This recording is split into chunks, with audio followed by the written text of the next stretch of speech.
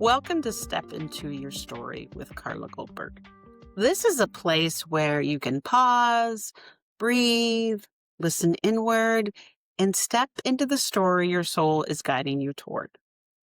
So, we have been working on a series about being held and what that feels like, and how when you're held physically, you also can be held spiritually. And the last episode, we talked about the three types of holding, which was emotional, energetic, and spiritual. And today we're going to expand on some of that. And I want to talk about something tender and very human. And it's about why being held can feel uncomfortable even when it's something we want. Yeah, let that sink in a little bit. Why do we feel uncomfortable being held, even though as humans, we crave it? We may pretend we don't, but we do. There's something in there that we do crave it. So let's start off talking about the nervous system a little bit and its protective architecture that comes with the nervous system. So most people have heard of, the fight, flight, or freeze. So the fight is if you get in um, a a stance and there's something happening, you're like, I don't need help. I can do this. And the flight is you run away, right? And that can mean, and if it's not a physical fight, it can also mean like you figured out later what to do with it. So for right now, in the moment, you're just going to run away. And then freeze is you don't know how to respond, so you just freeze. And another one is fawn, like the deer, FAWN. And that is something that so many women, and men too, but women, I see it predominantly, they fall into this because it's a let me take care of you instead of getting my needs met. And it's kind of a way to push back, but still being viewed as the good guy. And these are not flaws, they are intellectual survival strategies. And if you recognize yourself in one of these, the fight, flight, freeze, or fawn, you're not alone. Your system learned these techniques to take care of you when you were a child and you didn't have anyone to help you, or the people around you were not safe and they were of no use in terms of helping you feel secure and stable. So we come up with ways to go towards those techniques so we know how to deal with something in the moment. Because when you're a kid, you can't break it down. You can't break the trauma down. You can't figure out what it is. You're not equipped with that because you don't have the life experience. So these patterns aren't mistakes. They are ways your body learned to stay alive when holding wasn't safe. But for most of us now, we are at a point where we can let go of some of those things and learn a new way of doing things that is healthy. So there's a myth of self-reliance, especially in Western culture. It's a conditioning around being independent, and it's something we highly value and are praised for. And it can actually be spiritual bypassing because it's something those people are thinking, I should be able to do this alone. But when you try and do it alone, you're bypassing people that were designed and put in your path to help you. And you're not allowing them to grow or you to grow. And the cost of carrying everything yourself is huge. It's huge. And it's time to let that go. So that's why you are here today. Um, So some of you may have been feeling that you were the strong one for all this time. You're holding everything together, and that may be the case, but it's not functioning for you. You are growing in your own development and you're ready for a new way to handle these things. So let's dive in to some of this. So strength without support can become a cage. We build this cage around us every time we do something to push people away. And it's not just pushing people away, it's not letting them in. And that's kind of what that fawn is. It's like, well, I'm not going to push you away. I'm going to take care of you, but I'm not going to let you in because I'm doing things so you can't take care of me. We all have wounding that happened as a child and part of that trauma. Yes, we have different degrees of trauma, and one person's trauma is another person's. That didn't do anything. You should hear the stories I have, right? We all know people like that. But either way, it's trauma because we're humans and we're we're soft. We're messy. Things are not simple. So the body remembers any kind of abandonment, any rupture that happens, even if you have no memory of the trauma, your body physically remembers it. And because of that, it'll try and anticipate the next time that trauma is going to happen. And so to protect yourself, it sends out little barriers like doot, doot, doot, doot, doot, doot, around you that try and hold others back and it actually holds you in also. So if you've learned that support disappears, if that's a lesson that you've had in your life over and over, of course you're going to brace, right? Because you know something's going to drop. And your body's just protecting you. It's not sabotaging you. It's trying to do its job.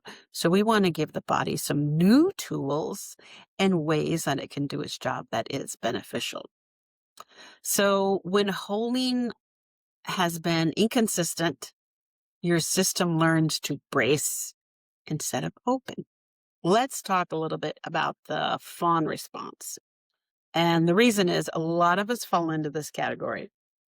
So it's actually protection through appeasement.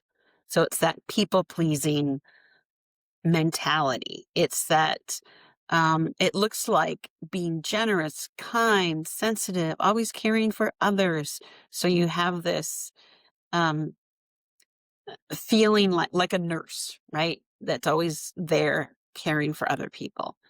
But by doing that, it avoids you letting others take care of you. And we all need to be taken care of at different points in our lives. And it puts people in boxes that they never agreed to. And it also keeps you from experiencing true holding and the love of that and the stability and the growth that can come from that. This was me totally growing up. My brother as a child was a nightmare. He was always in trouble and doing crazy stuff. And I was younger and I could tell my parents were just exhausted. They were tapped out just dealing with him and didn't have any energy for me. So to make up for that, I was always trying to be the good child and do everything right and everything perfect. And um so that they could relax and just have a little bit of respite. They were spent. They had nothing left. And of course, they appreciated that. What parent wouldn't like a child who's compliant, right? Um, so I grew up thinking that's how to go through life. And I've had to break down those patterns and conditioning that I experienced so I could grow further. And so there's no judgment here. I'm still learning this. I still got I still have quite a bit of work to do in this area, and that's probably why I'm doing this episode. We always learn from what comes out of our own mouth, right? Okay, so if you identify with some of these fawn tendencies, I see the tenderness underneath it. So it's okay to cry. It's okay to break down. It's okay to acknowledge that you have not felt held and that something is missing in your life and you need to figure that out. It's okay to have that experience. You learn to survive by being the one who holds everyone else. You're not wrong. You were adaptive. So it's protective, yes, but it also keeps you from receiving the very thing that you need as a human, because we all need these things. I needed a breath. Okay. So maybe you've had a moment like this too, right? Where you're holding other people or you avoid them, you run away, you don't have the conversation. And these moments show us that receiving isn't just an emotional act, it's a physiological and a spiritual one. And sometimes beneath that resistance is grief. And that can be grief for the holding you never had that you should have, the grief for the versions of you that had to go without, because maybe you were held in one area but not another, right? And maybe you have grief for years and years of bracing and putting up walls and being in a cage. And it's okay to have this grief. It's totally normal. It's part of the process. So if you're in that spot, I see you. I hear you. And we are going to get through this. Okay? I'm feeling it a lot today. Sometimes the first thing that rises when you're finally held is everything you never got. And that can be an emotional waterfall, whether it's waterfall through tears, emotions, um, just a roller coaster ride. There's a lot that goes on when we receive something we've never had, because there's a lot of empty holes in us that need to get repaired, right? So one thing to keep in mind is that we want to reframe that resistance as intelligence, because your body knew what it was doing. It was doing a great job at protecting you. And that's why it put up all those walls. It put up all those cages because it was protecting you. It was based on the old data that it had. But now we have new data. We know we don't have to do that anymore. At least some areas of your life, not everything, right? There's stages. So don't go crazy. But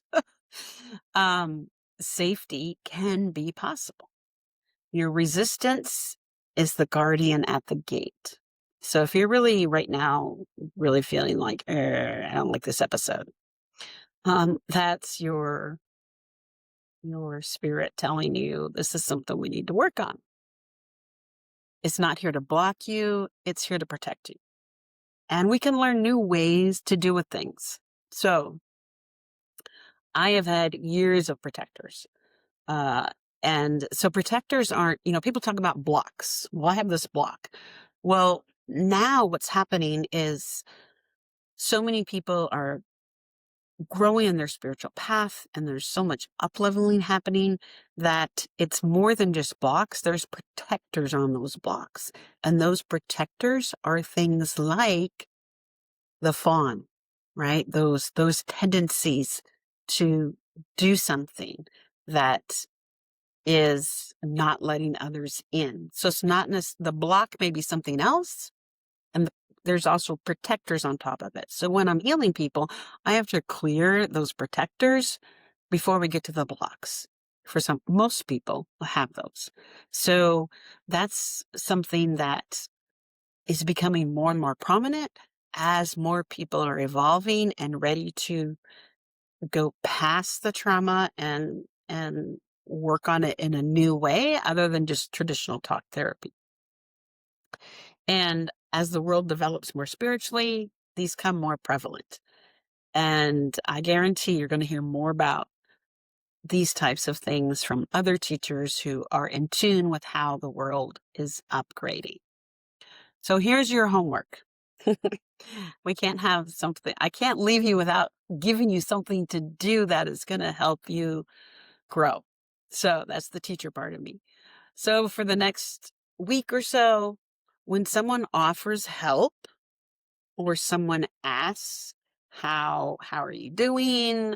When someone reaches towards you in any small, simple way, I just want you to pause and take a breath. You're going to pause and notice when someone offers those things, offers help, or asks really how you're doing. Do you tighten? Do you deflect? Do you rush to take care of them instead and change the topic so it's back on them? Do you feel the urge to say, I'm fine, even though you're really not? You don't have to accept the help. You don't have to open up. You don't have to change anything. And, some places, work or home, it's not safe. And obviously you shouldn't be opening up to areas that are not safe. But what I want you to do is to simply notice the moment your system tries to protect you. So we're not trying to change it right now. We're just trying to notice the trends. Because once we notice patterns, then we can hone in on what to focus on. So, and then if you want to go a little deeper, is ask yourself, what part of me is trying to keep me safe right now? You don't have to do anything. Awareness is enough. We're not fixing, we're witnessing, okay? Your system softens through notice, not force. So as you notice these things, they're going to naturally release. But we have to start noticing them. And in our next episode, we are going to look at what it's like to soften that armor that's outside of us, and not by force, but by creating conditions that the system feels safe enough that you can receive. All right.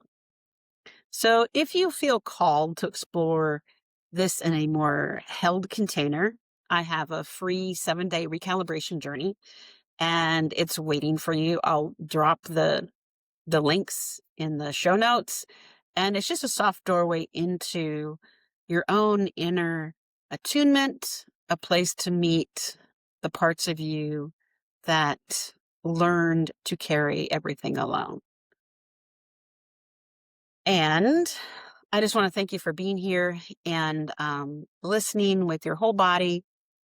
And if you want to study your help as you go through this process, I'm going to be opening up starting May 1st, a membership, and it's called the Attunement Portal Membership. And it's really a place to connect with one another, have sacred ceremonies and healings using sacred geometry, all the kind of stuff I talk about. So that is coming up if you feel led to do that. And I just want to encourage you to honor the parts of you that learn to survive without being held, because that was a key piece in your development. You're already doing the work to learn to let them go because you listened to this, and you're not alone, and we're going to step through this together. So until next time, walk gently, listen closely, and keep stepping into your story.